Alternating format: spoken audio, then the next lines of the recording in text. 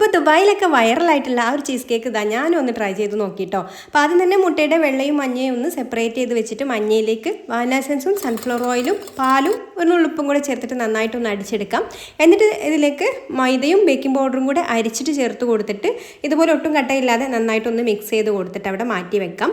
ഇനി മുട്ടയുടെ വെള്ളയിലേക്ക് പഞ്ചസാരയുടെ പൊടിയും കുറേശ്ശെ ചേർത്ത് കൊടുത്തിട്ട് നല്ല ക്രീമി ആയിട്ട് വരുന്നത് വരെ ഇതുവരെ നല്ല സ്റ്റിഫായി വരുന്നത് വരെ ബീറ്റ് ചെയ്ത് കൊടുത്തതിന് ശേഷം കുറേശ്ശെ ഇതുപോലെ എടുത്തിട്ട് നമ്മൾ മൈദ മിക്സിൽ ചേർത്ത് കൊടുത്തിട്ട് മിക്സ് ചെയ്ത് കൊടുക്കുക കേട്ടോ. ഒരു 3-4 ബാച്ചായിട്ട് അങ്ങ് ചേർത്ത് കൊടുത്തിട്ട് മിക്സ് ചെയ്തെടുത്താൽ മതി. പിന്നെ ഇൻഗ്രീഡിയൻസിൻ്റെ മെഷർമെൻ്റ് ഒക്കെ ഞാൻ താഴെ കൊടുക്കുന്നുണ്ട്. ഇനി ഇതാ ബേക്ക് ചെയ്യാൻ വേണ്ടിയിട്ട് ഞാനിവരെ സ്ക്വയറിലുള്ള ഒരു കേക്ക് ടിന്നാണ് എടുത്തിട്ടുള്ളത്. അതിലേക്ക് ഒഴിച്ച് കൊടുത്തിട്ട് ബേക്കായി വന്ന് നന്നായിട്ട് ചൂടാറി കഴിഞ്ഞിട്ട് ഇതുപോലെ ഒന്ന് കട്ട് ചെയ്തെടുക്കുന്നുണ്ട്. ഇനി ഇതിലേക്കുള്ള സ്പെഷ്യൽ ക്രീം റെഡിയാക്കി എടുക്കാൻ വേണ്ടിയിട്ട് ഇതാ അൺസാൾട്ടഡ് ബട്ടറിലേക്ക് കണ്ടൻസ്ഡ് മിൽക്കും ഫ്രഷ് ക്രീമും കൂടി ചേർത്തിട്ട് നന്നായിട്ട് ആദ്യം ഒന്ന് ബീറ്റ് ചെയ്ത് കൊടുക്കാം.